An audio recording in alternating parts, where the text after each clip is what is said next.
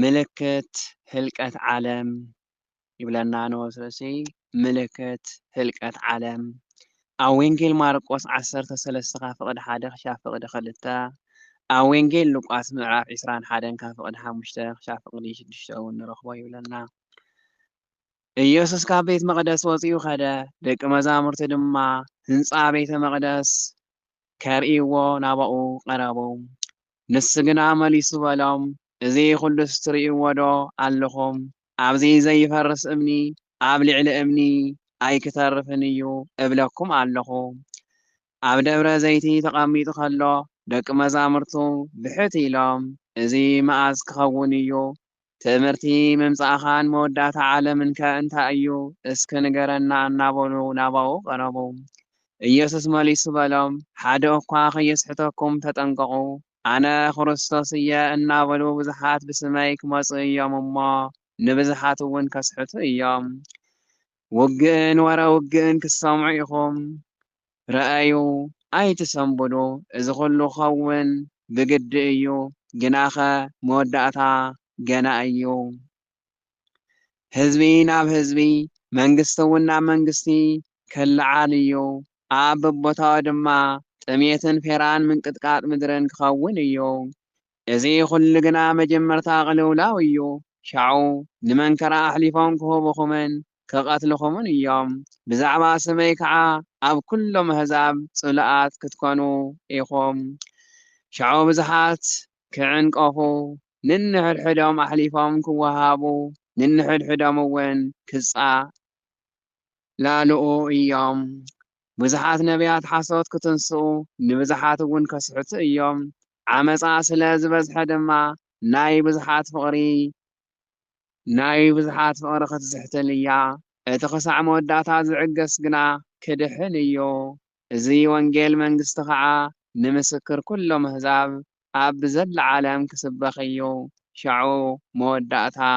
ይመፅእ ካልኣይ ንወስዶ እስኪ ዘስካሕክሕ መንከራ ኣብ ወንጌል ማርቆስ 13 ካብ ፍቕዲ 14 ክሳብ ፍቕዲ 23 ኣብ ወንጌል ሉቃስ 21 ካብ ፍቕዲ 20 ክሳብ ፍቕዲ 24 እውን ንረኽቦ ይብለና እቲ ብነቢይ ዳንኤል እተብሃለ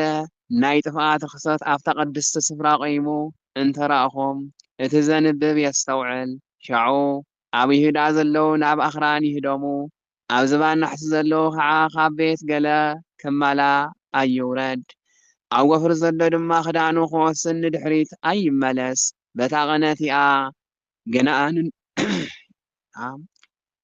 ቅነቲኣ ግና ንጡኑሳትን ንዘጥውዋን ወይልአን ሻዑ መንከራ ክኸውን እዩ ከምኡ ዝበለ ካብ መጀመርታ ዓለም ክሳዕ ሎሚ ዘይኮነ ኮቶ ድማ ዘይኸውን እዩ እሞ እቲ ምህዳንኩም ብክረምቲ ወይ ብሰንበት ከይኸውንሲ ለምኑ እተን መዓልትታት እቲአን እንተዘይሓፅራስ ስጋ ዝለበሰ ኩሉ ኣይምድሓነን ምእንቲ እቶም ሕሩያት ግና እተን መዓልትታት እቲአን ክሓፅራ እየን ሻዑ ገለ እንሆ ክርስቶስ ኣብዚ ወይ ኣብቲ እንተበልኹም ኣይትእመንዎ ናይ ሓሶት መሲሓትን ናይ ሓሶት ነቢያትን ክመፁ እዮም እሞ እንተ ተኸኣሎምሲ ነቶም ሕሩያት እኳ ከስሕቱ ዓበይቲ ትእምርትን ተኣምራትን ክገብሩ እዮም እንሆ ኣቐዲመ ነገርኩኹም እንሆ ኣብ በረኻ ኣሎ እንተበልኹም ኣይትውፁ ኣብ ቤት ኣሎ እንተበልኹም እውን ኣይትእመኑ በርቂ ካብ ምስራቅ በሪቑ ክሳብ ምዕራብ ከም ዝርአ ምጽኣት ወዲ ሰብ ከዓ ከምኡ ክኸውን እዩ ኣብቲ ገንቢ ዘለዎ ኣሞራታት ከዓ ናብኡ ክእከቡ እዮም ሳልሳይ ንኡስ ርእሲ ካልኣይ ምጽኣት ክርስቶስን ምልክቱን ኣብ ወንጌል ማርቆስ 13 ካብ ፍቕዲ 24 ክሳብ ፍቕዲ 27 ኣብ ወንጌል ሉቃስ 21 ካብ ፍቕዲ 25 ክሳብ ፍቕዲ 28 እውን ንረኽቦ ይብለና ድሕሪ መንከራ እታ ቀነእቲኣ ግና በኦቦኦ ፀሓይ ክትጽልመት ወርሒ እውን ብርሃና ኣይክትህብን እያ ከዋኽብቲ ካብ ሰማይ ክወድቁ ሓይልታት ሰማያት እውን ከንቀጥቅጡ እዮም። ሽዑ ትምህርቲ ወዲ ሰብ ኣብ ሰማይ ክርአ ሽዑ ድማ ኩሎም ዓሌታት ኣህዛብ ምድሪ ክበኽዩ ንወዲ ሰብ ከዓ ብብዙሕ ሓይልን ግርማን ብደመና ሰማይ ክመጽእ ከሎ ክርእይዎ እዮም። ንመላእኽቱ ከዓ ብብርቱዕ ደሃይ መለኸት ክልእኾም ነቶም ሕሩያቱ ካብቲ ሓደ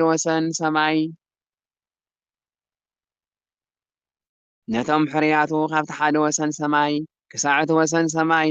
ካብ ኣርባዕቲኡ መኣዝን ንፋሳት ክእክብዎም እዮም። ራብዓይ ንኡስ ርእሲ ምስላ ኦም በለስ ኣብ ወንጌል ማርቆስ 13 ካብ ፍቕዲ 28 ክሳብ ፍቕዲ 31 ኣብ ወንጌል ሉቃስ 21 ካብ ፍቕዲ 29 ክሳብ ፍቕዲ 33 እውን ንረኽቦ ይብለና። ምስላኡ ካብ ኦም በለስ ተምሃሩ ጨናፍራ ምስ ለምለመ ቆጽላ እውን ምስ ጠጠዐ ክረምቲ ከም ዝቐረበ ትፈልጡ ኢኹም። ከምኡ ድማ ንስኻትኩም እዚ ኩሉ ምስ ረኣኹም ናብ ኣፍ ቤት ምቕራቡ ፍለጡ።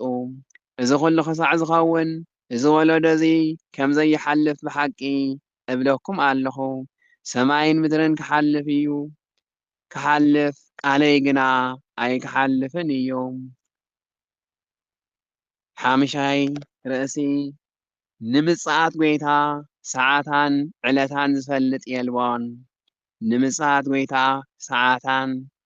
ዕለታን ዝፈልጥ የልቦን። ኣብ ወንጌል ማርቆስ 13 ካብ ፍቕዲ 32 ክሳብ ፍቕዲ 37 ኣብ ወንጌል ሉቃስ 17 ካብ ፍቕዲ 26 ክሳብ ፍቕዲ 30 ከምኡ እውን ኣብ ፍቕዲ 34 ክሳብ ፍቕዲ 36 ንረኽቦ ይብለና። ስለ እታ መዓልቲ እቲኣን ስለ እታ ሰዓት እቲኣን ግና ብዘይ ኣቦ በይኑ መላእኽቲ ሰማይ እንተኾኑ እኳ ወይስ ወዲ ዝፈልጣ የልቦን። ከምቲ ብዘመኖ ዝኾነ ምጽኣት ወዲ ሰብ ከዓ ከምኡ ክኸውን እዩ። ከምቲ ብቕድሚ ማይ ኣይሂ ዝነበረ ክሳዕታ ኖህ ናብ መርከብ ዝኣትወላ መዓልቲ ይበልዑን ይሰትዩን የእትውን ይተኣታተውን ነበሩ እሞ ማይ ኣይሂ መጺኡ ንኹሉ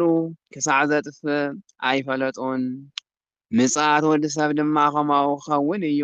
ሽዑ ክልተ ኣብ ግራት ክኾኑ እዮም። እቲ ሓደ ክውሰድ እቲ ሓደ ከዓ ክሕደግ እዩ። ክልተ ኣንስቲ ኣብ ምጥሓን ክጥሕና እየን። ሓንቲ ክትውሰድ ሓንቲ ድማ ክትሕደግ እያ። ስለዚ ጎይታኹም በየነይቲ ሰዓት ከም ዝመጽእ ኣይትፈልጡን ኢኹም እሞ ንቑሑ። ግናኸ ፍለጡ በዓል ቤት ነታ ሰራቒት ዝመጸላ ግዜ እንተዝፈልጣስ ምነቕሐ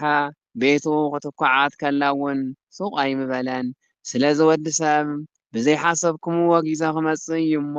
ንስኻትኩም ድማ እተዳለኹም ኩኑ። እሙንን ዘይእሙንን ኣገልጋሊ ይብለና። ሻድሻይ ርእስና እሙንን ዘይእሙንን ኣገልጋሊ ኣብ ወንጌል ሉቃስ 12 ካብ ፍቕዲ 41 ክሳብ ፍቕዲ 48 እውን ንረኽቦ ይብለና። እቲ ጎይትኡ ምግቦም በብጊዜኡ ክህቦም ኢሉ ኣብ ስድራ ቤቱ ዝሾሞ እሙን ኣስተውዓሊ ባርያ መን ኮን እዩ? ጎይታኡ ክመጽእ ከሎ ከምዚ እናገበረ ዝረኸቦ ባርያ ብፁዕ እዩ። ኣብ ኩሉ ገንዘቡ ከምዚ ሾሞ ብሓቂ እብለኩም ኣለኹ።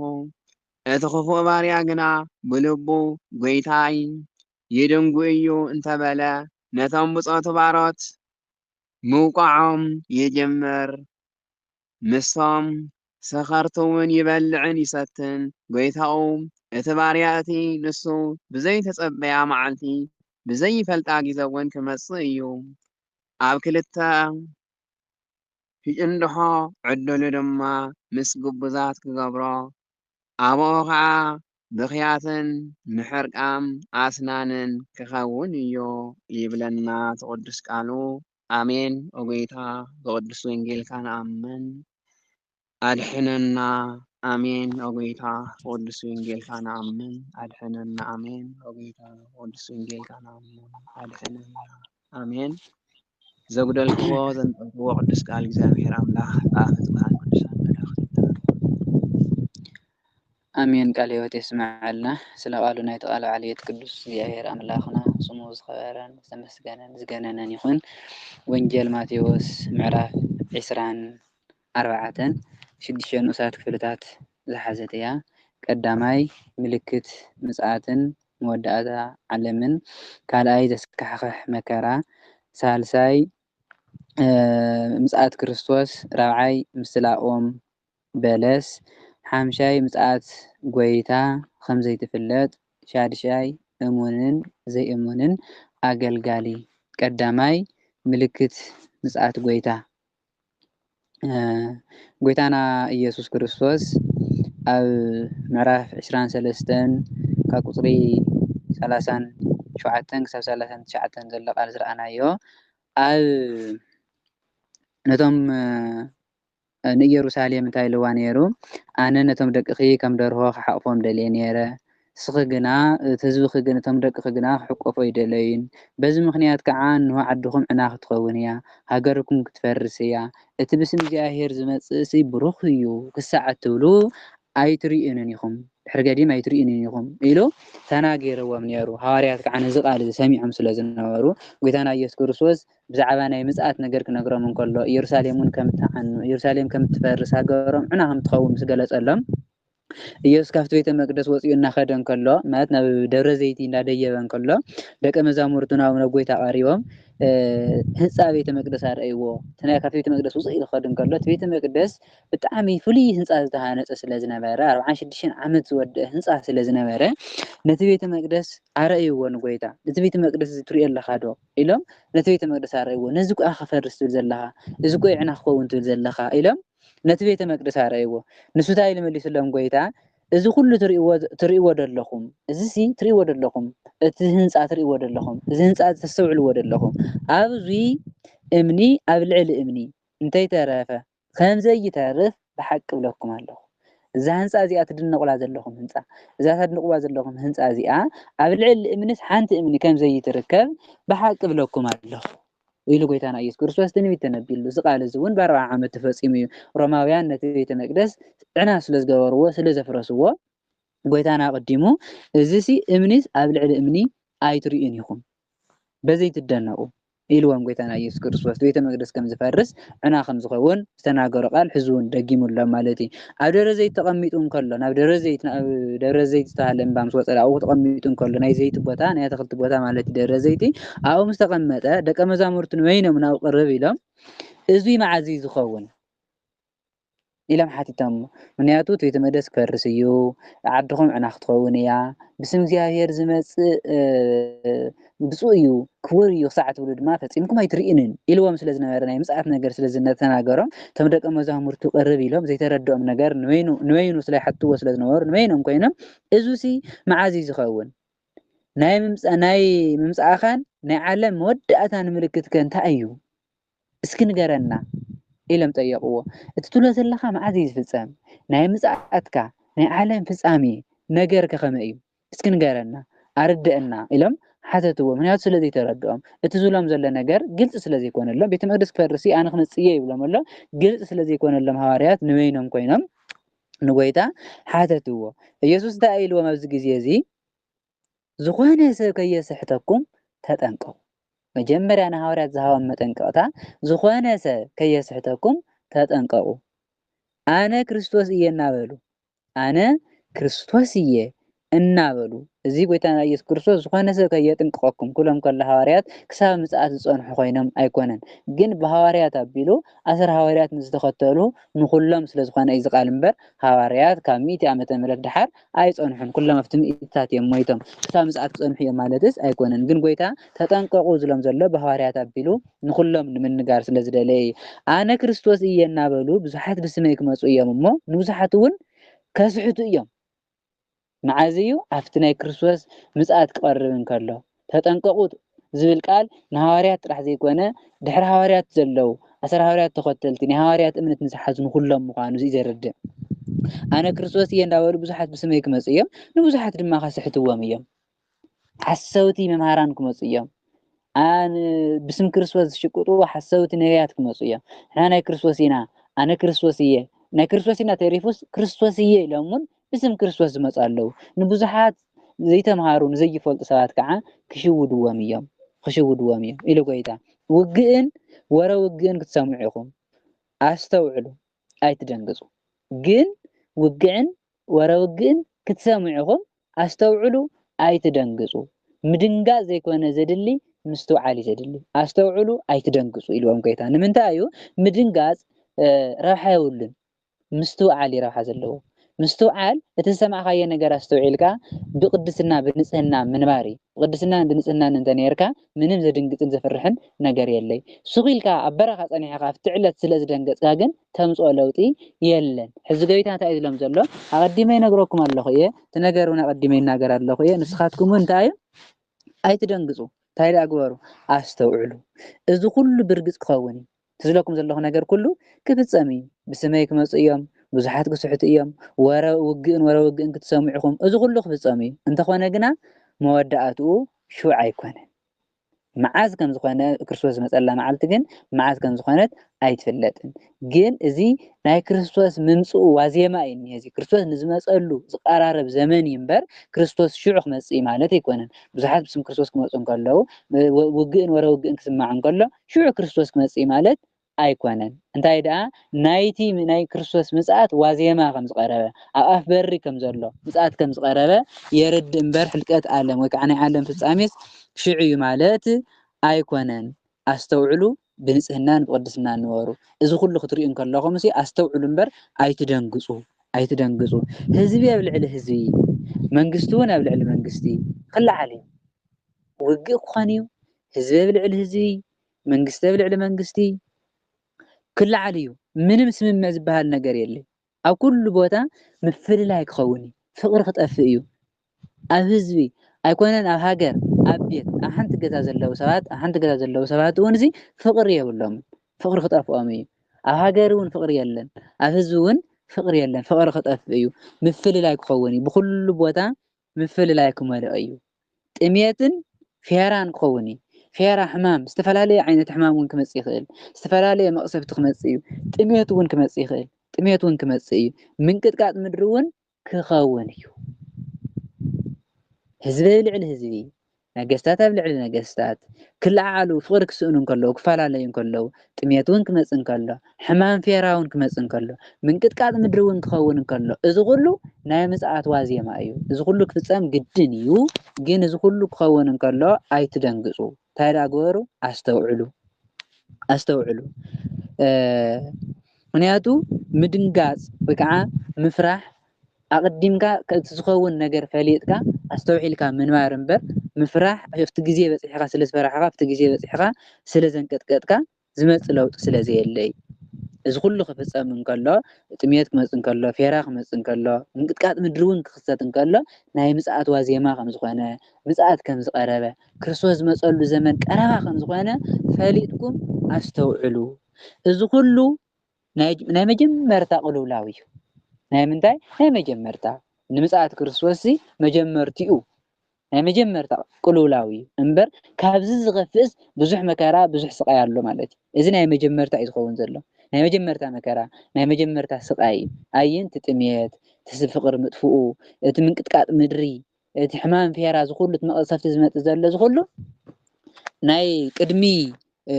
ምጽኣት ናይ መጀመርታ ቅልውላው ወይ ከዓ ናይ መጀመርያ ሁከትን መከራን እዩ በቲ እዋን እቲ ንመከራ ሕሊፎም ክውኹምን ክቐትልኹምን እዮም መዓዝ እዚ ኣፍቲ እዚ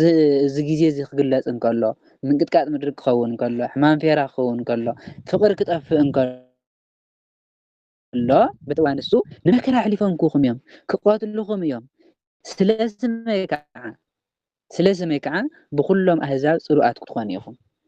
ብስም ክርስቶስ ስለ ዝኣመንኩም ናይ ክርስቶስ ስለ ዝኾንኩም ናተይ ሰበኽቲ ናተይ ኣገልገልቲ ናተይ ልኡኻት ስለ ዝኾንኩም ብኩሉ ሰብታ ክትኾኑ ኢኹም ዝተጸልኣኹም ክትኾኑ ኢኹም ኩሉ ድማ እንዳሓዘ ሕሊፉና መከራ ክበኩም እዩ መከራ ክበዝሐኩም እዩ ስቃይ ክበዝሐኩም እዩ معزيزي عفتنا مساعد قرب كله مساعد قرب كله كريستوس ዝመፀሉ ዘመን ክቀርብ ከሎ ሽዑ ብዙሓት እምነቶም ክሕዱ እዮም ኢሉ ጎይታ ኣብቲ ግዜ እሱ ብዙሓት እምነቶም ዝክሕዱ ሰባት ኣለው እንታይ ስለ ዝኾኑ መከራ ፈሪሖም ስቃይ ፈሪሖም ግፍዒ ፈሪሖም እዚ بسم كريستوس زمت قفعي بسم كريستوس زمت سدت فريحة بزحات هيمانوتهم كخدم يوم كخد يوم نستن ساعتهم دم حليفهم كبهاو يوم كسأل قالوا يومون فقرق صف ايو لأنه عالم كسأل يوم تحدنا تحد حليفه هو ايو لأنه عالمون امنات بهالنجار يولمون امناتهم كحد يوم تحد حاو نتحد حاو حليفه هو ايو هاي كريستوس يقول حليفه هو لأنه عالمون كسأل قالوا يوم فقرية باللومن صليتي منقومون صليتي تحدوا نتحد حاو حليفه هو ايو نتم سقاين مكران زمصلو نتم زقتلو نتم مكرا زمصلو احليفو كو ايو بزحات حسوت نبياتهم كل عليه بزحات حسوت نبيات حسوت مهاران مالتي حسوت نبيات بزحات كل عليه እዞም ነቢያት እዚኣቶም እዞም መምህራን እዚኣቶም ንክብሪ ክርስቶስ ዝሰብኩ ዘይኮኑ ንክብሮም ዝሰብኩ ንቃል ክርስቶስ ዝሰብኩ ዘይኮኑስ ንዓለም ንታሪኾምን ሂወቶምን ዝትርኹ ኣብ ማእከል ቤተክርስትያን ወይ ከዓ ኣደባባይ ወፂኦም ቃል ክርስቶስ ወይ ከዓ ወንጌል ዝሰብኩ ዘይኮኑስ ናይ ዓለም ታሪኽ ናይ ዓለም ሂወት ዝትርኹ ሓሰውቲ ነቢያት ሓሰውቲ መምህራን ክለዓሉ እዮም معزي قدمي مزعات خون نجاري قويتاز قلت وزلزي حسبت مهران كل عليهم حسبت نبيات كل عليهم نبوزو حات دما خسحتوهم بتناتهم هيوت بتناتهم تاريخ نسبات كسحت يوم تختلت بوزحات كوصيهم نكريستوس سبيقهم باسم كريستوس يكونوا ساز قتلوهم زلو بناتهم تاريخ بناتهم هيوت بناتهم زنا بزحات سبات تختلتهم من سعبتهم من خبريهم سبات نكريستوس كختلوا زيكونس نعام كختلوا من نعام كدنقوا من خجور إيام بزحات حسوت نيات كل عليهم بسنك بزح خفاءات بسنك بزح خفاءات وين كب بزحات سبات فقر فتي ما خطف فيها بمنتاي بسنكي بزح خفاءات دك سبات إنه علم حليفهم بمبوهاهم أمنات بمدفوعهم سلام بمدفوع إذا كله كابدك سبات بمدفوع بسنك خفاءات رخصات فقري كبزحات سبات فسيمة خطف فيها كبزح عمز كبزح خفاءات زدال ألف فقري كافتم كابدك سبات فسيمة خطف فيها اتخسع مودة تازعجس جنا نسو تايقواني كدحنيو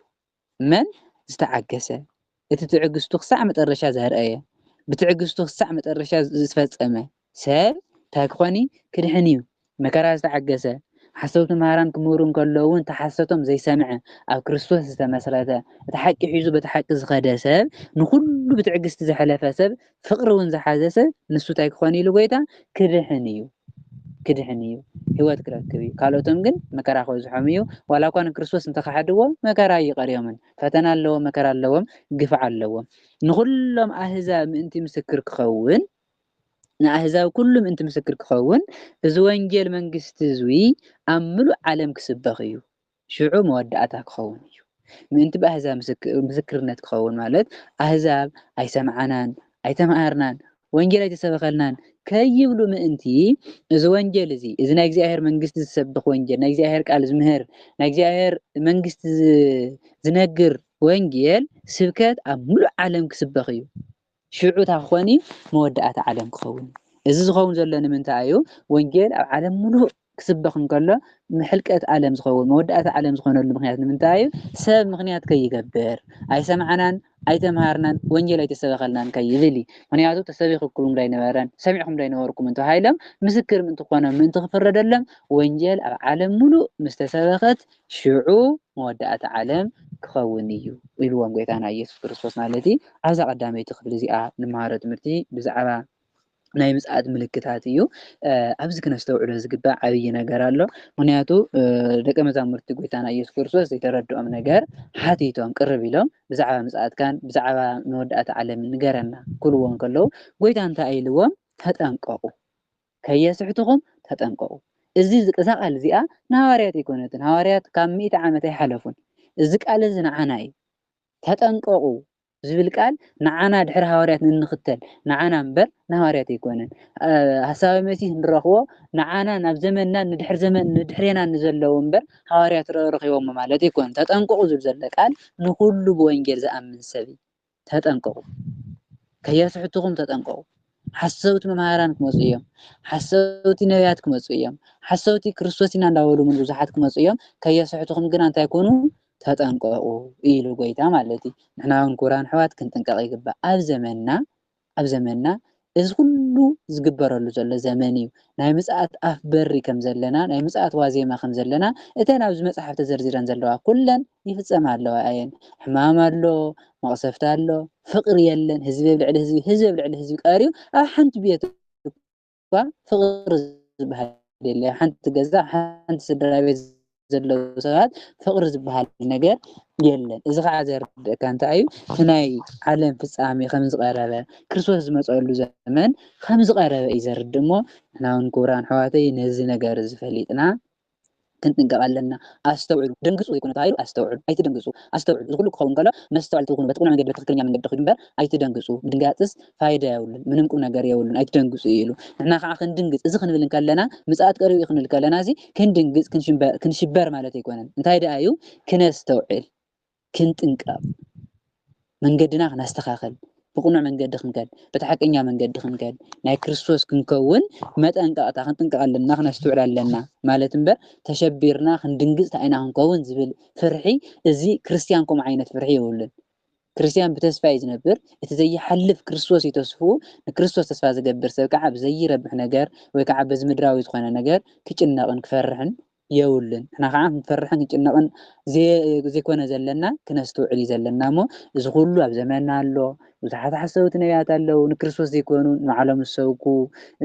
ንክብሪ እግዚኣብሔር ዘይኮነ ንክብሮም ዝጭነቑ ብዙሓት ሓሰውቲ ኣለው ኩሉ ኣብ ቤተ እግዚኣብሔር ወይ ከዓ ኣብ ኣደባባይ ወፂኡ ዝምህርን ዝሰብኽን ናይ እግዚኣብሔር እዩ ማለት ኣይኮነን ናይ ከርሱ እውን ኣሎ ከርሱ ኣምላኽ ዝኾነ ሰብ እውን ኣሎ ብዙሕ ሰብ ኣሎ እዚ ክነስተውዕል ይግብአና ምክንያቱ ናትና ክንፈልጥ ኣለና ናይቲ ሰብ ፈሊጥና ንሱ ዝምህረና ትምህርቲ ንዓና ወይ ከዓ እሱ ዝዛረቦ ትምህርቲ ንክብሪ ክርስቶስ እንተኮይኑ ንቕበሎ ንክብሪ ክርስቶስ ዘይኮይኑ ግን ኣየድልየናን ምክንያቱ ናይ ባዕልና ቃልና ስለዝፈለጥና ናይ ክርስቶስ ቃል ስለዝፈለጥና በቲ ሓቀኛ ቃል ንመላለስ ንክብሪ ክርስቶስ ዝገልጽ ተኮይኑ ናይ እግዚኣብሔር ቃል ዝምህር ተኮይኑ ግና ሓቀኛ መምህር ምዃኑ ፈሊጥና ናይ ክርስቶስ ምዃኑ ፈሊጥና ክንሰምዖ ኣለና እንድሕር ንክብሩ ተኮይኑ ግና ከምታ ክርስቶስ ዝላ ዘለዎ ሓሰውቲ ክመፁ እዮም ኢሉ ኣሎ ኣብ ዘመንና ብዙሓት ኣለው ግን ነዚ ቃል እዚ ፈሊጥና ነዚ ቃል እዚ መርሚርና እቶም ኣብ ዘመንና ዘለው ሰባት ከዓ በዚ ቃል እዚ መሰረት ክንምርምሮምን ክንፈልዮምን ክንፈልጦምን ኣለና ማለት እዩ ብዙሓት እምነቶም ክሓድጉ እዮም ማለት ናይ ክርስቶስ መከራ ብክርስቶስ ዝመፆም መከራ ፈሪሖም ብዙሓት እምነቶም ከም ዝክሕዱ ኣብ ምጽኣት ዘመን ንመከራ ፈሪሖም እሲ ብሃሳብ መሲህ ከም ዝኣምኑ ንክርስቶስ ከም ዝክሕዱ እዩ ዘርድአና ማለት እዩ ካብ ክፍኣት ካብ ዓመፅ ዝተለኣለ ከዓ ፍቅሪ ክትጠፍእ እያ ኢሉ ፍቅሪ ፈፂማ ከም ዝጠፍእ ክርስቶስ ኣቀዲሙ ቅድሚ 2000 ዓመተ ምህረት ተናጊሩ ነይሩ ኣብ ዘመንና ከዓ ፍቅሪ ዝበሃል ከም ዘየለ ግልፂ እዩ ማለት እዩ ወንጌል መንግስቲ ኣብ ኩሉ ዓለም ክሳዕ ዝስበኽ ማለት ከዓ ወንጌል በርግፅ ብዝተፈላለየ ብሚድያ ኮነ ብዝኾነ መንገዲ ኣብ ዓለም ሙሉእ ዳርጋ ይስበኽ ኣሎ ወንጌል ዘይስምዐሉ ዘይስበኸሉ ዓድስ የለን ዋላ ሰብ እንዳሰምዐ ዘይከኣምን ዘይከስተውዕል እምበር ወንጌልስ ብዝተፈላለየ መንገዲ ይስበኽ ኣሎ እዩ ማለት እዩ እዚ ስለዝኾነ ምጽኣት ከም ዝቐረበ ፈሊጥና ክነጥንቀቕን ክንስተውዕልን ኣለና ማለት እዩ ካልእ እቲ ክፍሊ ዘስካሕክሕ መከራ እቲ ብነቢይ ዳንኤል ዝተነገረ ናይ ጥፍኣት ርክሰት ኣብ ዘይግብኦ ቅዱስ ስፍራ ቆይሙ ምስ ረኣኹምዎ እቲ ዘንብብ ያስተውዕል ኢሉ ጎይታና ኢየሱስ ክርስቶስ እቲ ብነቢይ ዳንኤል ዝተነገረ ትንቢተ ዳንኤል ምዕራፍ 9 ቁጥሪ 27 ዘሎ ቃል እዚ ቃል እዚ እቲ ሓለቓ ንሓደ ስዋኤ ምስ ብዙሓት ፅኑዕ ኪዳን ክኣቱ እዩ ኣብ ፍርቂ እቲ ስዋኤ ከዓ እቲ መስዋእቲ ሕሩድን እቲ መስዋእቲ ቁርባንን ከውግድ እዩ እቲ መጥፊኡ ድማ ብክፉእን ብርኩስን እቲ ናይ ጥፍኣት መጥፊኡ ክፍኣትን ርክሰትን ክመጽእ እዩ ናይ ጥፍኣት ናይ መጥፊኢ ርክሰትን ክፍኣትን ክመጽእ እዩ እዚ ዝኸውን እዚ ቃል እዚ ዝተነገረ መጀመርያ ንእስራኤል ነቢይ ዳንኤል ዝተናገሮ እዚ መጀመርያ ብመን ተፈጺሙ ኣብ ናይ ግሪክ ዝነበረ ጀነራል ሓደ ክፉእ ጨካን ጀነራል ነይሩ ኣብቲ ቤተ መቅደስ እቲ ናይ ኦሪት ዝነበረ ቤተ መቅደስ መስዋእቲ ሓሰማ ዝሰውአሉ ክፉእ ጨካን ነይሩ እዚ ናይዚ ምሳሌ እዚ ከዓ ናይ ሓሳዊ መሲህ ምሳሌ እዩ እዚ ናይ ሓሳዊ መሲህ ምሳሌ ዝኾነሉ ምክንያት ሓሳዊ መሲህ እውን ኣይሁድ ኣብ ቅድሚ ክርስቶስ ምምጻእቱ ቤተ መቅደስ ክሰርሑ እዮም ቤተ መቅደስ ክሃንጹ እዮም እቲ ቤተ መቅደስ ዝሃንጽዎ ንምንታይ ነቲ ዝመጽእ ንጉስና ንክርስቶስ ኢሎም ዝሃንጽዎ ግን ናብቲ ቤተ መቅደስ ዝመጽእ ክርስቶስ ዘይኮነ حساوي مسيح في بيت المقدس أماتيو نت بيت المقدس خاركسو أيو رخصت كم صليو نت بيت المقدس ون زفت بيت المقدس زي قبع صراحة ون خسر رحي زي نت بيت المقدس زي متن صراحة خسر رحي بيت المقدس كاركسو أيو أزيلو قيدا እዚ ምስ ረኣኹም እቲ ብዳዊት ኣልዒሉ ዝተነገረት ኒት ሓሳዊ መሲሕ ኣብ ቤተ መቅደስ ኮይኑ ነዚ ነገር እዚ ቤተ መቅደስ ከርክሶ እንከሎ ኣብቲ ቤተ መቅደስ እውን ዘይግባእ ነገር ክፍፅም እንከሎ ምስ ረኣኹም እንታይ ግበሩ ኢሉ ጎይታ የስተውዕል እቲ ዘንብብ እንታይ ይግበር የስተውዕል ነዚ ቃል እዚ ዝተምሃረ ሰብ ነዚ ቃል እዚ ዘንብብ ሰብ እንታይ ይግበር የስተውዕል حساب ميتي بيت المقدس كركسن كله حساب ميتي بيت المقدس افتنا ايهود بحصيرو ناي ايهود بيت المقدس كسرحن كله جميرو حساب ميتي افت بيت المقدس محدري يخبرن كله شعو مسعات كريستوس كم زخانه اتي ناي رخصت زمن ناي مكرا زمن كم زبصحه اتي قدم استفصمه تاريخ قال اي بحساب ميتي كم زتدغمه دما يستوعل حدا سواء مالت شوعة عامتي حساب مسيح 3 عامات منفق زأكل كي تفلت بصور كصنحيو 3 عامات شد شوارحن جنا بقلصي بزسك حق مكرا خسلز غزيو شوعة تهايل زله فرق سواء مالت تن كفو بفصوم كفو صراحه السرح لانين تن تحنت فرق سواء خعا بقلصي زيكونه مس حزبي تسمامعو مس اسرائيل تسمامعو مس كل تسمامعو زنبرلا انا كريستوسي يزيبللا زمن مكرا زي يمصلا زمن يا تان 3 عامات شد شوارحن جن حيلي نقولو نخأمن زجبرلا زمني حدث وعي مالت شوعة عامتي فرق سواء مالت كعا 3 عامات شد شوارح مالتي እቶም ኣብ ይሁዳ ዘለው ናብ እንባታት ይህደሙ ኣብ ከተማ ይሁዳ ዘለው ቤተ መቅደስ ከርክሶን ከሎ ሐሳዊ መሲህ ምስራዩ ኣብ ከተማ ይሁዳ ዘለው ሰባት ኣብ ኢየሩሳሌም ዘለው ሰባት ናብ እንባታት ይህደሙ ናብ እንባ ነፍተ ዓበይት እንባ ደብረ ዘይት ይድዩ ናብ ዝተፈላለዩ እንባ ይህደሙ ናብ ኣሃዲሞም ታኾንዩ ከምልጡ ካብ መሲህ ክድሕኑ ኣብቲ ዘመን ሐሳዊ መሲህ ሐሳዊ መሲህ ክመጽእ ከሎ ካብ ሐሳዊ መሲህ ኣምሊጦም ዝድሕኑ ሰባት ኣለው እዮም እንታይ ኢሉ ጎይታ ናብ እንባታት ናብቲ ከተማ ዘይኮነ ናብቲ እሱ ዝርከበሉ ቦታ ዘይኮነስ ናብቲ ንሱ ዘይወጸሉ ንሱ ዝርከበሉ ኣብቲ ቴክኖሎጂ ዝፋሓፈሐሉ ቦታ እዩ ኣብቲ ቴክኖሎጂ ዝሰርሐሉ ቦታ እዩ ዝርከብ እምበር ናብ በረኻታት ስለ ዘይርከብ ጎይታና ኢየሱስ ክርስቶስ እንታይ ኢሉ ናብ በረኻታት ወጹ ናብ ደብረ ዘይቲ ናብ እንባ ደብረ ዘይትታት ውጹ እምበር ኣብቲ ከተማ ኣይትቀመጡ እቲ ኣብ ዝባን ናሓሲ ዝጸንሐ ከዓ ኣብ ገዛኡ ንዘሎ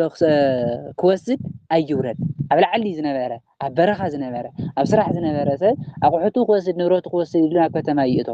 እንታይ ደኣ ይግበር በቲ ዘለዎ ገይሩ ናብ በረኻ ይሄድም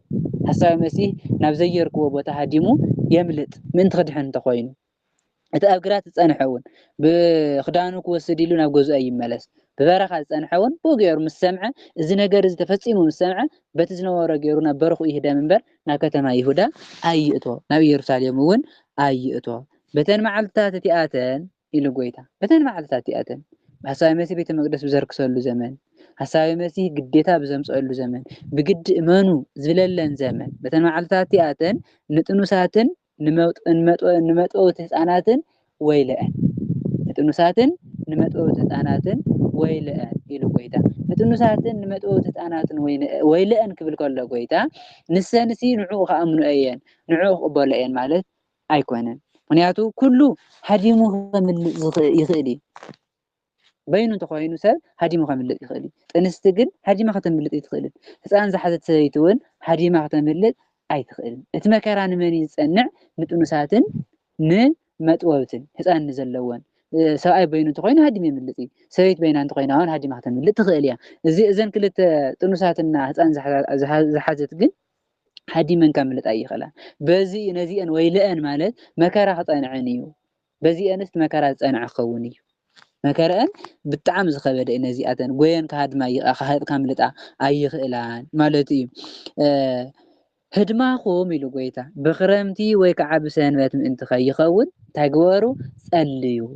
ህድማኹም ብክረምቲ ወይ ከዓ ብሰንበት ከይኸውን ጸልዩ እዚ ማለት ድማ ብክረምቲ ከይኸውን ክረምቲ ላዕልዩ ማይ ታሕቲኡ ጭቃ ማይ እዩ ክትሃድም ክትምልጥ ኣይትኽእልን ሃዲምካ ክትምልጥ ኣይትኽእልን ብላዕሊ እውን ማይ እዩ ብታሕቲ እውን ሩዋታቲ ጭቃ እዩ ሃዲምካ ክትምልጥ ኣይትኽእልን ሰንበት ድማ ከም ናይ ኣይሁድ ሕጊ ኣይሁድ ብሰንበት ኣይንቀሳቀሱን ነይሮም ኣብ ገዝኦም እዮም ኮፍ ኢሎም ዝውዕሉ ስራሕ ዝበሃል ኣይሰርሑን بناء أيهود لمدي إذا صحفني بس أنا وديت منهم كسكات يجور زي يخون أنت خوين ومقاس كاب حادث ساعات نه حادث ساعات من قد وسع أيهود بس أنا بتجور وسرح أين برومن أي جور النيرم حزد ما قويت أزلهم زلا بخرمت خي يخون ويكعب سنة كي يخون بتي زي متشوان كي يخون من أنتي نسخاتكم هديمكم تملطوا لهم أنت تخون أقدمكم تجور سهلي بخرمت خوانه بس أنا بتكونه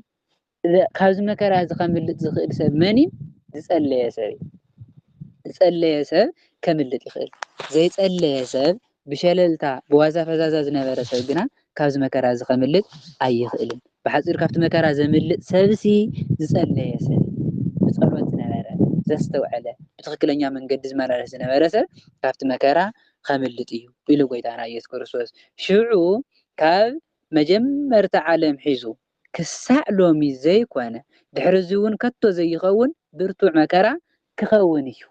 معاز حساب مسي مكرا زجمر لن تنسلست عمدا شد شوارحن مالتي إذا أبزجيزي زي علم كابز فتر جميرو زي كوانا كساع لومي كسافتا كرتوز نور الله زمن كسافتا كرتوز نور الله زمن زي تفتسمه زي تجبر تاريخ زي تنجر تاريخون خكبري زسكحق مكرا خفتسمي حساب مسي زجورو مكراي حساب مسي زمصو فداي حساب مسي نتم كريستيان زمصلم مسدادن موتن مكراني زغلጽ ዘሎ ጎይታና ኢየሱስ ክርስቶስ ጽኑዕ መከራ ኸውኒ ጽኑዕ መከራ ጽኑዕ ስቃይ ጽኑዕ ስደት ክኸውኒ እተን መዓልትታት እቲኣተን እንተዘይ ሓጽራስ እተን መዓልትታት እቲኣተን እንተዘይ ሓጽራስ ኩሉ ስጋ ዝለበሰ ኣይመድሓነን ነይሩ ኢሉ ጎይታና ኢየሱስ ክርስቶስ እተን መዓልትታት እንተዘይ ሓጽራ 3 ዓመትን 6 ወርሒ እንተዘይ ሓጽራ ማለት 3 ዓመትን 6 ወርሒ እንተዘይ ኮይና ነይረን ስጋ ዝለበሰ ፍጡር ማንም ሓዲሙ ከምልጥ ኣይመኻል ሓሳብ መሲ ናብ ዝኸድዎ ናብ ዝኣተውዎ እንዳኣተወ ልኡኻቱ እንዳለኣኸኑ ኩሎም ከጥፍኦም ነይሩ ግን ሓሳብ መሲ ተን መዓልቲ ስለ ዝሓፀራ 3 ዓመትን 6 ወርሒ ስለ ዝኾና ሃዲሞም ዘምልጡ ሰባት ኣለው ማለት እዩ ተዘይ ሓጽራ ነይረን ግን ማንም ሰብ ከም ክድሕን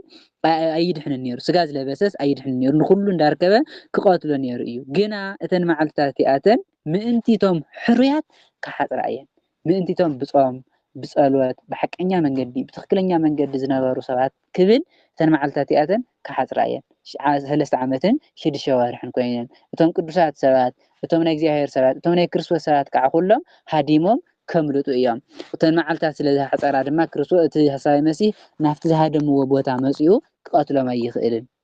እዚ ዝኸውን ዘሎ ድማ ምእንቲ ሕሩያትን ምእንቲቶም ንጹሃትን እተን መዓልትታት ከሓጽራየን ኢሉ ሽዑ ኢሉ ጎይታ ዝኾነ ሰብ ሽዑ ዝኾነ ሰብ ክርስቶስ እንሆ ኣፍትንዮ ኣብዝሎ ወይ ከዓ ኣብትንየ እንሄ እንተበልኹም ኣይትእመኑ ምክንያቱ ሃዲምኩም በበረኻን ከለኹም ሲ ክርስቶስ ኣብቲ ቤተ መቅደስ ኣሎ ክርስቶስ ኣብ ከተማ ኣሎ ክርስቶስ ኣፍትንየ ኩልኩም ከለዉ ሲ ኣይትእመኑ ሓሰውቲ መሲሓትን ሓሰውቲ ነቢያትን ክለዓሉ እዮም እዚኦም ከዓ ናይ ሐሳብ መሲህ መምሃራን እዮም ናይ ሐሳብ መሲህ ስራሕ መካየድቲ ናይ ሐሳብ መሲህ ሰበኽቲ ሓሰውቲ መምህራን ሓሰውቲ ነቢያትን ክለዓሉ እዮም ነቲ ህዝቢ ክርስቶስ ያመጽዩ ክርስቶስ ያተወሊዱ ክርስቶስ ያነጊሱ ኣፍትያንዮ ኣብ ቤተ መቅደስ እንዮ ኣብ በረኻ እንዮ እንዳበሉ ዝሰብኩ ሓሰውቲ መምህራን ሓሰውቲ ነቢያትን ስለ ዘለው ክርስቶስ ኣፍትንዮ ክርስቶስ ያገዛሉ ኣብ በረኻ ኣሎ እንተኢለምኩም ኣይትእመኑ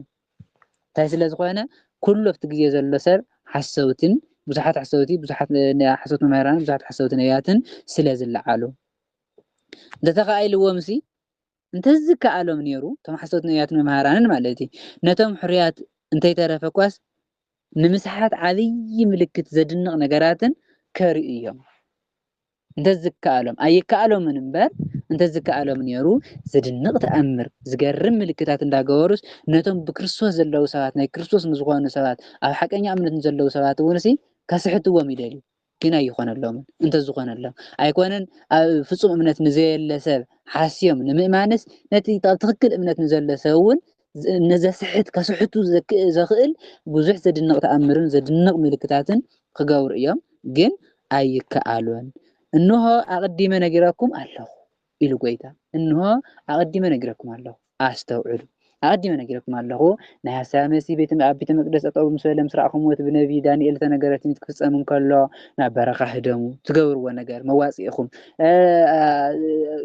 خذفت مكره تعملوا تخفت مكره تدحون تخونكم ما تسأليو سؤالات نحرجيركم كم مكره تدحون يوم كرسوس أفتلو كرسوس أبزلون تقولون جمع أي تسمعون نزل كل نجار انتايو أقدمه نجركم الله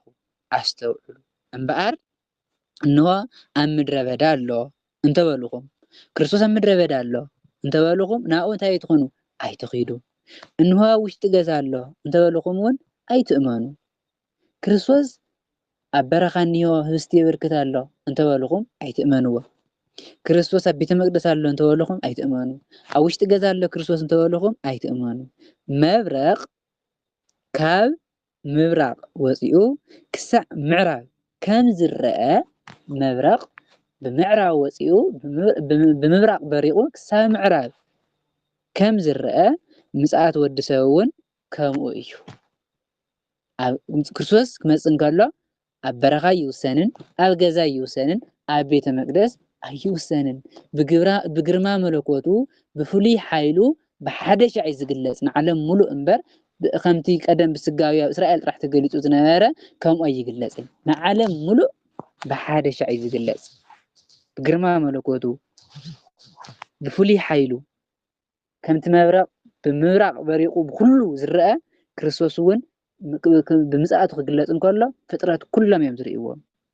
جنبي أوزلوا أمورات أو يركوا أموراتات أو يركوا جنبي أوزلوا نيات زخانة إنبي ويكعز زخانة زموات إنسسا أوزلوا أموراتات بمولهم ناو يكوا أو يركوا ناو يسبسوا مالتي إذا دم ما رأيت زلوا كريستوس أوزلوا فتهم زموات سبات كلهم ناو كريستوس يكون بر كريستوس سيك مثلا كله أفتلوا أوزلوا أي بحالنمو دايقورو أستوعبوا أفتلوا أنتوا لكم أيتخيلوا أجزال أنتوا لكم ون أيتأمن كريستوس كما سنقله بحاجة شأن على ملء يزجلاس على ملء سلزجلاس أيتأمنوا هذا زيت مثالية بجنبي تمثيله زلا برجت مثالية مثالية تمامرات نفت جنب خمس كو كريستوس كعا كريستوس بستقلت قال يوم تموت كومبر كريستوسي كم تقدم زنواره توسينه أو جزاء أبي تمكدس أو دور زيتي أي الرأيين نمالج مثالي تمثيل زلا كريستوس بحد الشيء عايز يقول لازمبر أو جزاء أبي تمكدس أي الرأيين مالتي أو زخالي تخفل زي أنا مهارة مرت الدماء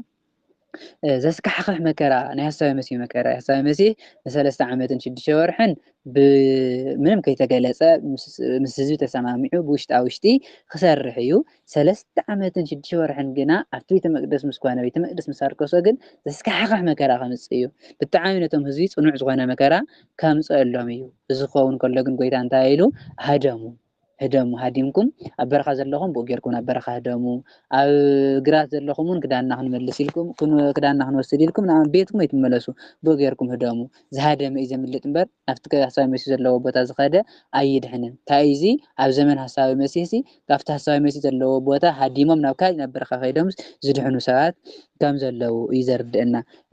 نتونو ساعتنا نمتوتي كجدني مالت دما المكراسي نعين صنعيو هادي من كملت أي خلا أخاملت أي خلا مالت بر كالي إخوانان كأمنو أي إنسان مالت جن أيقونن هدماهم بغرامتن بسنواتن كي يخون سأليو مالت مكراهم كي يسألنا هديمكم أنت ختاملتو بغرامتي كم تسقلتنا أيو نمجيا يزمتشو سلازي كوانا كم زخي يخوان لكم أنتي حيلك بهاوكم نختاملتو كنت أجور أقدمكم مستوعب تخينكم بسؤال من بسؤالاتن سنحو بحصيرو زسألية كابز مكرازي كملت يخيل كابز مكرازون كدحن يخيليو إلو أتن مع التاتي أتن تزدي حصران يرن استهلا دما شدش عامتن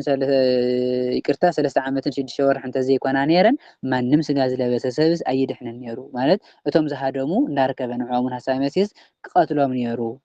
جين إذا خيخون منتي تم حريات منتي تم نصوح السبات تايكوينو أتزمن حاصيرو 3 عامتن شدش ورح نكوينو مالتي شعو كرساب زلان تولخم يتأمنوا بصحات نحساب مسيح لوقات سلازماتو نحساب مسيح نزنو كرسات سلازماتو كاي تأمنوا إلو نجيركم الله ኣስተውዕሉ ኢሉ ናብዚ ንመሃሮ ትምህርቲ ድማ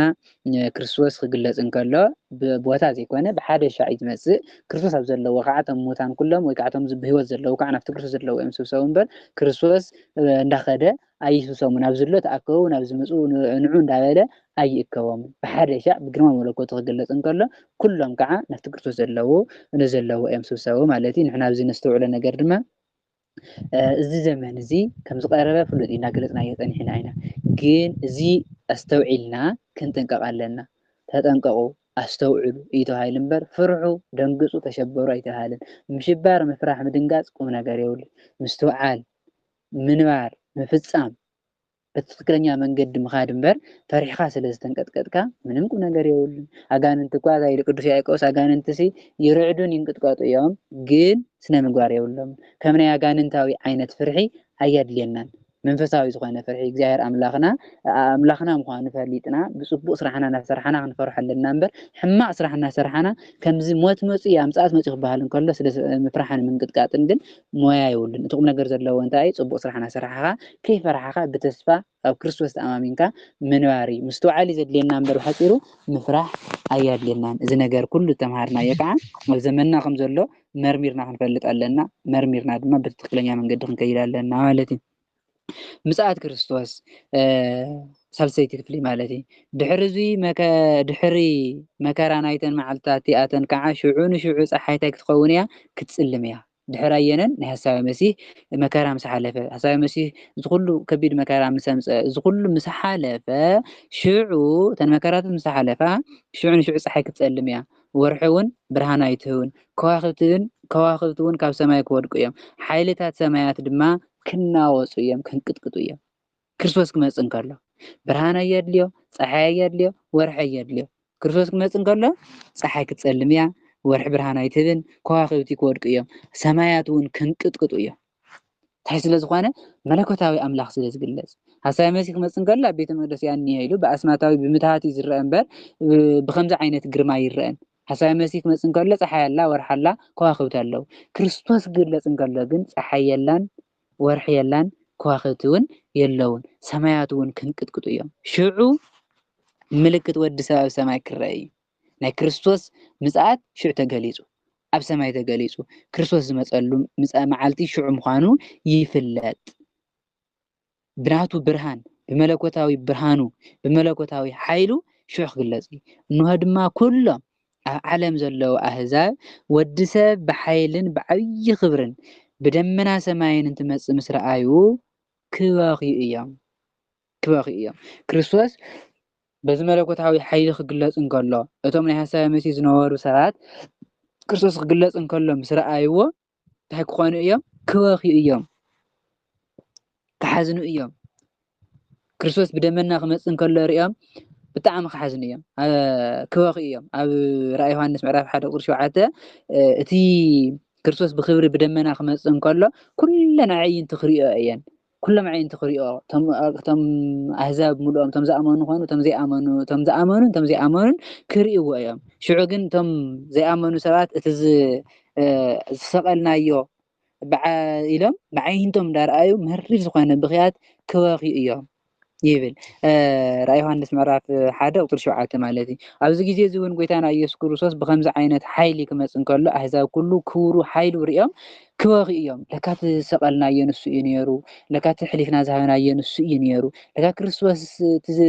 ቅዲሙ ዝመጸ እዩ እምበር ዝሃሳዊ መሲሕ ኣይኮነን ኢሎም ክበኽዩ እዮም መሪር ብኽያት ክበኽዩ እዮም መሪር ኣብያት ክእውዩ እዮም ግን እዚ ኣብያት እዚ ብኽያት እዚ ረብሓን ቁም ነገርን የብሉን ኣብ ናይ መወዳእታ ስለ ዝኾነ ሰብ ኣስተውዒሉ ኣቀዲሙ ክጥንቀቕ ኣለዎ እምበር ኣብ ፍጻሜ ህይወት ዝብከ ብኽያት ቁም ነገር የብሉን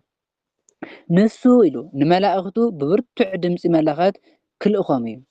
ንሳቶም ድማ ንሕሩያቱ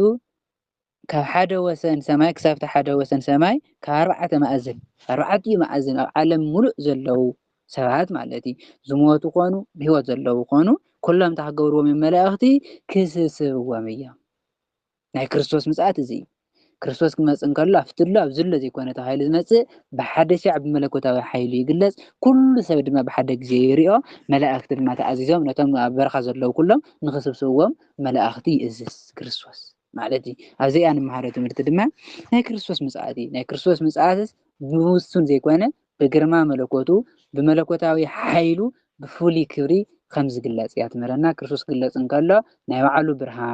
ባዕሉ ብርሃን እምበር ፀሓይ ወርሒ ከዋኽብቲ ኣየድልይዎን ፀሓይ ወርሒ ከዋኽብቲ ኣቐዲሞም እዮም ዝረግፉ ክርስቶስ ክመጽእ እንከሎ እዚኦም ይረግፉ ሰማይ ምንቅጥቃጥ እውን ይኸውን ኩሉ ህዝቢ ድማ ከም ዝሪኦ እያ ትምህረና ብሓፂሩ ናይ ክርስቶስ ምጽኣትስ ከም ናይ ሃሳዊ መሲሕ ዘይኮነ ኣብ ዝላ ኣብትለ ተባሂሉ ዘይኮነስ ብሓደ ሻዕ ከም ዝግለጽ እያ ትምህረና ማለት እዩ ራብዓይ ክፍሊ ምስላ ኦም በለስ ምስላኡ ካብኦም በለስ ተምሃሩ ኢሉ ጎይታና ኢየሱስ ክርስቶስ ምስላኡ ካብኦም በለስ ተምሃሩ ማለት ጨናፍራ ምስ ለምለመ ቆጽላውን ምስ ተጠዐ ሓጋይ ከም ዝኾነ ሓጋይ ከም ዝቐረበ ትፈልጡ ኢኹም ቆጽላ ምስ ለምለመ ጨናፍራ ቆጽላ ምስ ተጠዐ ጨናፍራ እውን ምስ ለምለመ ናይ ፍረ ናይ ቀውዒ ግዜ ፍረ ተፍርየሉ ዘመን ከም ዝበጽሐ ትፈልጡ ኢኹም ምክንያቱ በለስ ናይ እስራኤል በለስ ሓጋይ ስለተፍሪ ክረምቲ ኣይኮነትን ተፍሪ ሓጋይ ከም ዝቀረበ ትፈልጡ ማለት ሓጋይ ስለተፍሪ ናይ ቀውዒ ዘመን ናይ ፍረ ዘመን ከም ዝበጽሐ ትፈልጡ ኢኹም ካብ ምንታይ ካብ ኦም በለስ ከምኡ ከዓ ንስኻትኩም ነዚ ኩሉ ነገራት እዙይ ምስ ረኣኹም ኣብ ኣፍ ደገ ከም ዝቀረበ ፍለጡ በለስ ቆጽላ ምስ ጠጥዐት ጨናፍራውን ምስ ለምለመ ቀውዒ ከም ዝቀረበ ናይ ፍረ ዘመን ከም ዝኾነ ፍርኣ ዝእረየሉ ዘመን ከም ዝኾነ ይፍለጥ ትፈልጡ ከምኡ ድማ እዚ ኩሉ ነገር እዚ ኩሉ ሓይሊ እዚ ኩሉ ተኣምር እዚ ኩሉ መከራ ምስ ተፈጸመ ክርስቶስ እውን ብከምዚ ዓይነት ግርማ ክግለጽ እንከሎ እዚ ኩሉ መከራን ሓይልን ክትሪኡ እንከለኹም ሽዑ ምጽኣት ከም ዝቀረበ ፍለጡ ሓሳብ መሲሕ ኣፍትሎ ኣብቲ ኣገዛሎ ተባሂሉ ዘይኮነስ እዚ ኩሉ ተኣምር ክግበር ከሎ ናይ ሓሳብ መሲሕ መከራ ክግለጽ እንከሎ ሽዑ ምጽኣት ከም ዝቀረበ ፍለጡ ምስላ እዚ ምስላ ካብኦም በለስ ተረድኡ እዚ ኩሉ ተኣምር እዚ ኩሉ ሓይሊ እዚ ኩሉ ፈተናታት ምስ ረኣኹም ምጽኣት ከም ዝቀረበ ኣብ ኣፍ ደገ እውን ከም ዝበጽሐ ኣስተውዕሉ እዚ ኩሉ ክሳዕ ዝፍጸም እዚ ትውልዲ እዙይ ከም ዘይሓልፍ ብሓቂ እብለኩም ኣለኹ እስራኤል እዚ ኩሉ ነገር እዚ ሓይሊ ዝተኣምር እዚ ክሳዕ ዝፍጸም እዞም ትውልዲ እስራኤል ከም ዘይጠፍኡ እዞም ትውልዲ እዚኣቶም ከም ዘይጠፍኡ ደቂ ሰባት ብምልኦም ከም ዘይጠፍኡ ብሓቂ እብለኩም ኣለኹ ሰማይን ምድርን ይሓልፍ ቃለይ ግና ኣይሓልፍን ሰማይን ምድርን ክሓልፍ እዩ ቃለይ ግና ኣይሓልፍን ኢሉ ጎይታና ኢየሱስ ክርስቶስ ምክንያቱ ሰማይ ምድሪ ፍጥረት ኩሉ ሓላፊ እዩ ዘይሓልፍ ግን ቃል ክርስቶስ እዩ ናይ ክርስቶስ ቃል ኣይሓልፍን እቲ ዝተነገረ ይፍጸም ዘለዓለም እውን ይነብር እምበር ሰማይ ይሓልፍ እቲ ዘይሓልፍ ናይ ክርስቶስ ቃል እዚ ስለ ዝኾነ እቲ ዝብለኩም ዘለኹ ነገር ኩሉ ኣይሓልፍን ክፍጸም እዩ ኣስተውዕሉ ከምታ ኦም በለስ ምስ ጠጥዐ ትሪኢኹም ምጽኣት ቆውዒ ከም ዝቀረበ ትፈልጡ እዚ ኩሉ መከራ ምስ ረኣኹም ድማ ምጽኣት ከም ዝቀረበ ፍለጡን ኣስተውዕልን ኢልዎም ጎይታና ኢየሱስ ክርስቶስ ካብኦም በለስ ተምሃሩ ማለቱ እታ በለስ ምስ ፈረየት ቆውዒ ከም ምዃኑ ስለ ዝፈልጡ እዚ ኩሉ ምስ ረኣኹም ከዓ ምጽኣት ከም ምዃኑ ፍለጡ ማለት እዩ ኣብዚ ራብዒቲ ክፍሊ እዚኣ ንመሃሮ ትምህርቲ ድማ ምስላ ኦም በለስ ብሓፂሩ ምስላ ኦም በለስ በለስ በቲ ፍሪኣን በቲ ቆጽላን ከም ትፍለጥ እዚ ኩሉ ምስ ረኣኹም ድማ ምጽኣት ከም ዝቀረበ ፍለጡ ኢሉ ካልኣይ ናይ ክርስቶስ ቃል ሰማይን ምድርን ከም ዝሓልፍ ናይ ክርስቶስ ቃል ከዓ ከም ዘይሓልፍ እዚ ኩሉ ከም ዝፍጸም እያ ትምህረና ማለት እዩ ሓምሸይቲ ጎይታ ዝመጸላ ሰዓትን ዕለታን ከም ዘይትፍለጥ መዓልታን ዕለታን ሰዓታን ከም ዘይትፍለጥ ነታ መዓልቲ እቲኣን ነታ ሰዓት እቲኣን ግና እታ ምጽኣት ናበለና ዝርዘራ ፀንሐ ጎይታ ማለት እዩ ነታ መዓልቲ እቲኣን ነታ ሰዓት እቲኣን ግና እንትርፊ ኣብ በይኑ ናይ ሰማይ መላእኽቲ ኮኑ ወይ ወልድ ሓደ እኳ ዝፈልጣ የለን ናይ ሰማይ መላእኽቲ ኮኑ ወልድ ኮነ ንባዕሉ ማለት እዩ ኣነ ኮንኩ ኣይፈልጣን መንዳ ኣብ ጥራሕ እዩ ዝፈልጣ ናይ ምጽኣት ሰዓታ ዕለታ መዓዝ ከም ዝኾነት ሰዓት ክንደይ ከም ምዃነት መዓልታ እውን መዓዝ ምዃና ዝፈልጣ ፍጡር የለን መላእክቲ ይፈልጥዋን ወልድ እውን ኣይፈልጣን ኣብዚ ወልድ ምዃኑ ወልድ እውን ኣይፈልጣን ማሉ ብኣምላኽነቱ ይኮን ዘብቅዕ ዘሎ ብሰብነቱ ፍጡር ስጋ ከም ዝለበሰ ፍጡር ስጋ ከም ዝተዋሃደ ብሰብነቱ ኣይፈልጣን ዘሎ እምበር ብኣምላኽነቱስ ፈሊጥዋስ ኣቐዲሙ ይዛረባሉ እዚ ዝብል ዘሎ ግን ፍጡርሲ ብናይ ብዛዕባ ናይ ምጽኣት ነገር ዝፈልጦ ነገር የብሉን መላእክቲ እውን ኣይፈልጡን ወልድ እውን ብሰብነቱ ኣይፈልጣን ብኣምላኽነቱ ግን ይፈልጣይ ፈሊጥዋ ኳስ ኣቐዲሙ ይናገራሎ ማለት እዩ ኣብዚ ክነስተውዕሎ ዝግባእ ወልድ ኣይፈልጥን ክብል እንከሎ ብሰብነቱ ስጋ ከም ዝለበሰ ብነብይነቱ ብንጉስነቱ ብሰብነቱ እዩ ዘርድእ ዘሎ እምበር ብኣምላኽነቱ ይኮነን ብኣምላኽነቱ ኩሉ ዝፈልጥ ኣምላኽ እዩ ከምቲ ብዘመን ኖህ ዝኾነ ምጽኣት ወዲ ሰብ ከምኡ ክኸውን እዩ ብዘመን ኖህ ደቂ ሰባት ንእግዚኣብሔር ኣምላኾም ስለ ዝሕዘኑ ንእግዚኣብሔር ኣምላኽ ኣብ ቅድሚ እግዚኣብሔር እውን ጽቡቕ ስራሕ ስለ ዘይሰርሑ እንታይ ኮይኖም ነይሮም ጠፊኦም ነይሮም ብማይ ኣይ ጠፊኦም ነይሮም ኖህ ጥራሕ ምስ 8 ርእሱ 7 ርእሱ ምስ በዓሉ ሻሙናይ ጥራሕ ጅሒኖም ነይሮም ከምቲ ብዘመን ኖህ ዝኾኖ ከምኡ ክኸውን እዩ ምጽኣት ወዲ ሰብ ድማ ከምኡ ክኸውን እዩ ከምቲ ቅድሚ ማይ ኣይ ብዘመን ኖህ ዝነበሩ ሰባት እቶም ክፉኣት ሰባት ማለት እዩ ቅድሚ ማይ ኣይ ምምጽኡ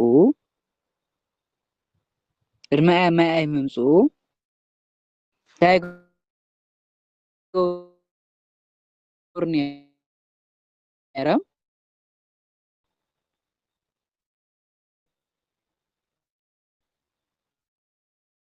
ይበልዑ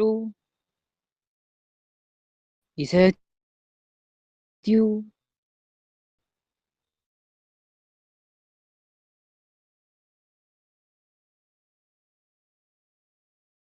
ቅድሚ ማይ ጥፍኣት ምምጽኡ ማይ ጥፍኣት ማለት ማይ ኣይ ቅድሚ ማይ ጥፍኣት ምምጽኡ እቶም ብዘመን ኖህ ዝነበሩ ኖህ ናብ መርከብ ክሳዕ ዝኣትወላ መዓልቲ እሳቶም ኣይፈልጡን ነይሮም ይበልዑ ይሰትዩ የብሱ ይዋሃሰቡ ኣብ ሓጢኣት ተጸሚዶም ነይሮም ምንም ኣይፈለጡን ኖህ ናብ መርከብ ክሳብ ዝኣቱ ግን ኣቐዲሙ ተነጊርዎም ነይሩ ኖህ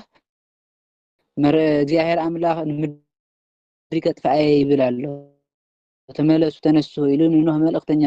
ገይሩሉ ይኽዎ ነይሩ ክንደይ ዓመት ኢልካ ምስ በልዎ 120 ምስ በሎም እንታይ እዮም ንስኻ ስራሕ ቢልካ ስለ ዝኾንካ ስራሕ ንሕና ግን 100 ዓመት ሰቲና በሊዕና ጨፊርና ኣብ 20 ዓመት ክንሰርሖ ኢና ብዙሓት ስለ ዝኾንና ኢሎም ናብ ሓጢኣት ኣትዮም ነይሮም ግን እሶም እዚ ከይፈለጡ ከይዘከሩ ከይስተዋስዎ ኣብ ሓጢኣትን ኣብ ርክሰትን ከለዉ ኖህ ናብ መርከብ ወይ መርከብ ወዲ ናብ መርከብ ክሳብ ዝኣቱ እዚ ሳዕ ዘጥፍእ ኣይፈለጡን ነይሮም እቶም ብዘመን ኖህ ዝነበሩ ሰባት ማይ ኣይ መፅኡ ንኩሉ ሰብ ክሳብ ዘጥፍኦ ኣይፈለጡን ክሳብ ዘጥፍኦም እዚ ኣይፈለጡን ኣያስተውዓሉ ከምኡ ድማ ምጽኣት ክርስቶስ እውን ከምኡ እዩ ምጽኣት ወዲ ሰብ እውን ከምኡ ክኸውን ኣይፍለጥን ማንም ዝፈልጦ ሰብ የለን ድንገት እዩ ዝመጽእ ብድንገት እዩ ዝግለጽ እምበር ኣይፍለጥን ሽዑ ኢሉ ጎይታ ክልተ ሰባት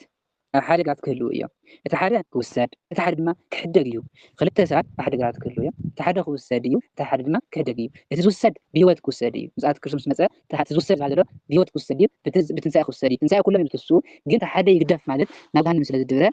ኣብ ሓደ ቦታ ኣብ ሓንቲ ምድሪ ዝነበሩ ሰባት እቲ ሓደ ብሂወት ይትስእ እቲ ሓደ ከዓ ብሞት ይትስእ እቲ ሓደ ናብ ገሃነም ይኣቱ እቲ ሓደ ናብ መንግስቲ ሰማያት ይኣቱ ማለት እዩ ሽዑ ክልተ ሰባት ኣብ ሓደ ግራት ክህልው እዮም እቲ ሓደ ክውሰድ እዩ እቲ ሓደ ድማ ክሕደግ እዩ ክልተ ኣንስቲ እውን ኣብ ሓንቲ ምድሓን ክሰርሓ እየን ኣብ ሓንቲ ቦታ እናሰርሓ ክርከባ እየን እታ ሓንቲ ክትውሰድ እያ እታ ሓንቲ ድማ ክትሕደግ እያ እታ ሓንቲ ብሂወት ናይ ዘለኣለም ሂወት ክትስእ እያ እታ ሓንቲ ከዓ ብሞት ናብ ገሃነም ክትድብረ እያ ናብ ናይ ዘለኣለም እሳት ክትኣቱ እያ እዚ እቲ ሓደ ክሕደግ እዩ ማለት ናብ ናይ ዘለኣለም እሳት ከም ዝኣቱ እቲ ምሕዳግ እምበር ኣብ ምድሪ ክተርፍ ማለት እዩ ምድሪ ንባዕላ ሓላፊት እያ እቲ ሓደ ክውሰድ እዩ ማለት ከዓ እቲ ዝውሰድ ዘሎ ከዓ ብሂወት ምስ ክርስቶስ ይነብር ኣብ መንግስቲ ሰማያት ይነብር ማለት እዩ እምበኣር ኢሉ ጎይታኹም ባየነይቲ ሰዓት ከም ዝመጽእ ኣይትፈልጡን ባየነይቲ ሰዓት ከም ዝመጽእ ኣይትፈልጡን ኢኹም እሞ ነቂሕኩም ሓሉ ተጠንቀቁ ንቁሓት ኮይንኩም ድልዋት ኮይንኩም ዝግጁዋት ኮይንኩም ንበሩ እንታይ ስለ ዝኾነ ጎይታ ዝመጸላ መዓልቲ ስለ ዘይትፍለጥ ምጽኣት መዓልቲ ከም ዝኾነት ስለ ዘይትፍለጥ ኩሉ ግዜ ድልዋት ኮይንኩም ንበሩ ግና እዙይ ደኣ ኣስተውዕሉ እንታይ ግበሩ ጥንቁቃት ኩኑ ኣስተውዕሉ ምሳሌ ክምስል ይደልዩ ጎይታ በዓል ገዛ በየነይቲ ክፍለ ግዜ ወይ ከዓ በየነይቲ ሰዓት ሰራቕ ከም ዝመፅእ እንተዝፈልጥስ ነቂሑ ምሓለዎ ነይሩ ምክንያቱ ሓደ ሃፍታም ሰብ ንብረቱ ሌባ ከይሰርቆ በዛ ሰዓት እዚኣ ክሰርቀካ ክመፅእ እየ እንድሕር ኢልዎ ንብረቱ ሓዲጎ ይኸድን ኮፍ ኢሉ ንብረቱ ይሕሉ ግን ሌባ ከይሓሰብካዮ ኣይመፅን ኢልካ ብዝሓሰብካዮ መዓልቲ ግዜ ከይሓሰብካዮ ይመፅእ ይሰርቀካ ከይተዳለኻሉ እምበር ተተዳለወሉ ነርካ ኣይሰርቀካ ሕዚ ድማ ጎይታ ነዛ ምሳሌ እዚኣ ኣስተውዕሉ በዓል ገዛ ሌባ ዝመፀሉ መዓልቲ እንተዝፈልጥ ነይሩ ገዝኡ ሓልዩ መሓለዎ ገዝኡ ብተጠንቂቁ መሓለዎ ነይሩ ስቕ እውን ኣይመበለን ብጥንቃቐ ክሕሉ ነይሩ እምበኣር ንስኻትኩም እውን ብዘይሓሰብክምዎ ሰዓት ወዲ ሰብ ክመፅእ እዩ እሞ እንታይ ኮኑ ተዳሊኹም ንበሩ ክርስቶስ ዝመፀሉ መዓልቲ ኣይፍለጥን እንታይ ደኣ ኩሉ ግዜ ዝግጁ ኮንካ ምንባር ጥራሕ እዩ ኣነ እውን ዝመፀሉ መዓልቲ ኣይፍለጥን ከምቲ ብዘመኑ ዝኾነ ብድንገት እየ ዝመፅእ እሞ ንስኻትኩም ጥንቁቃት ኮይንኩም ንበሩ ኩሉ ግዜ ተደሊኹም ንበሩ ዝመፀላ መዓልቲ ኣይትፈልጡን ኩሉ ግዜ ከዓ ተዘጋጅኹም ተጠንቂቕኩም ንበሩ እምበር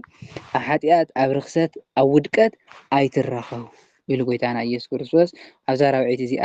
ኣብ ክፍሊ እዚኣ ንመሃሮ ትምህርቲ ድማ ምፅኣት ጎይታና ኢየሱስ ክርስቶስ ከም ዘይትፍለጥ ክንብል ከለና እዚኣ ግን ሰዓታን ዕለታን እምበር ቅድሚኡ ዝኸውን ተኣምራት ቅድሚኡ ዝኸውን ነገራት እናዘርዘርናዮ መፂና ኢና ኣብዚ ትፍለጥን ዝብል ዘሎ ግን እንታይ ሰንበት ድያ ሰኑ ድያ ሰዓት 2 ድያ ሰዓት 6 ድያ ወይ ከዓ ኣያነይቲ ሰንበት እያ ናይ መዓዝ ዘመን ሰንበት እያ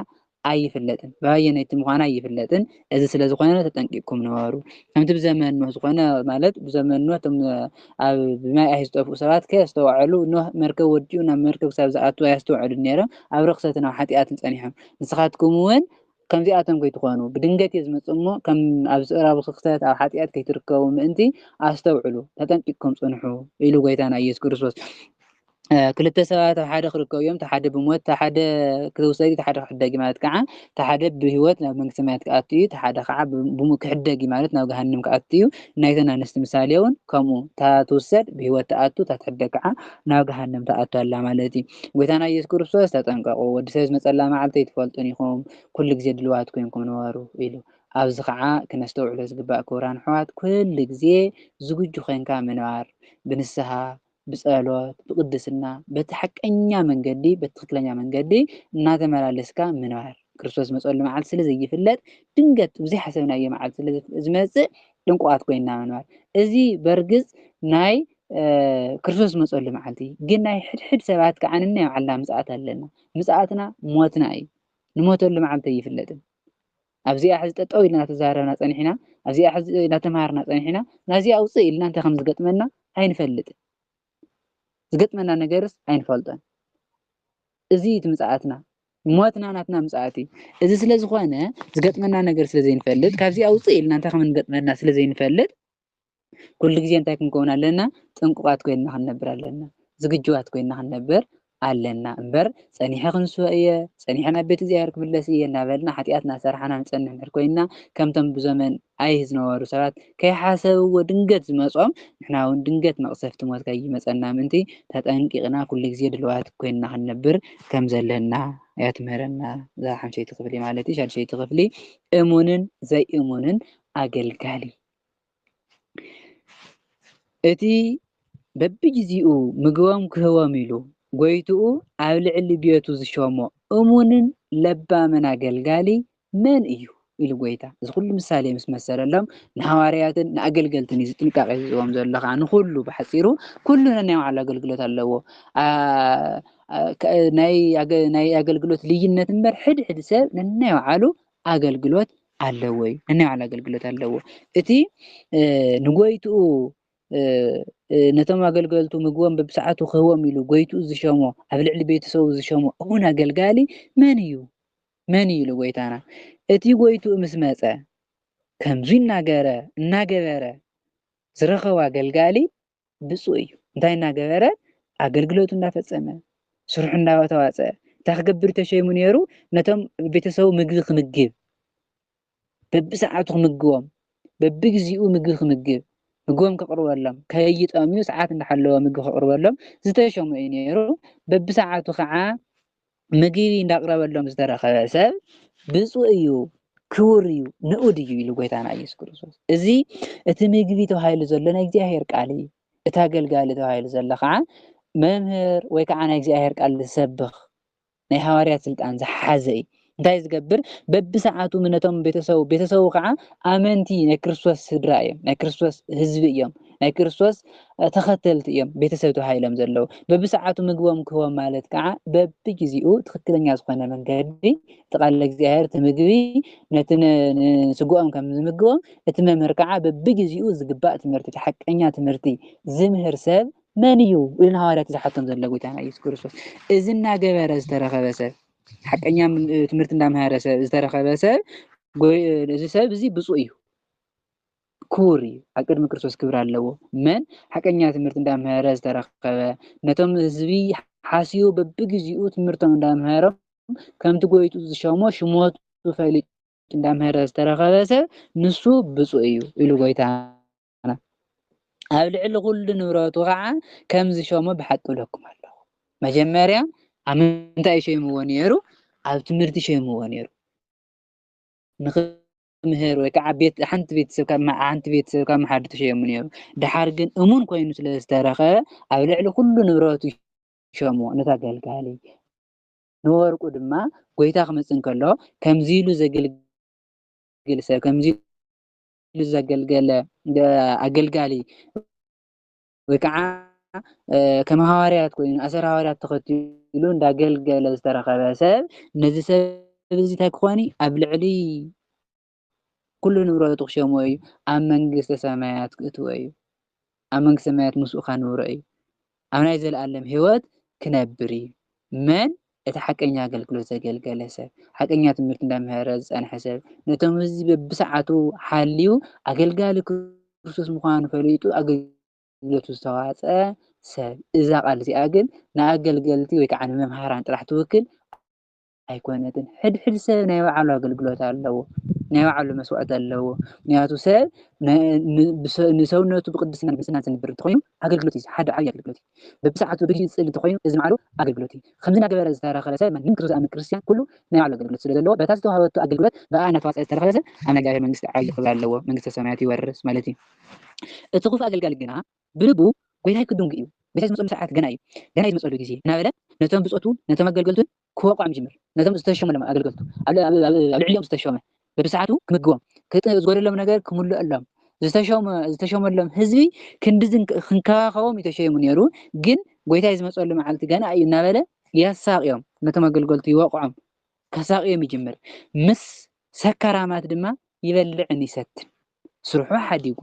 ነቶም ኣገልገልቲ ምክንኻን ሓዲጉ ምውቃዕ ምስ ስቃይ፣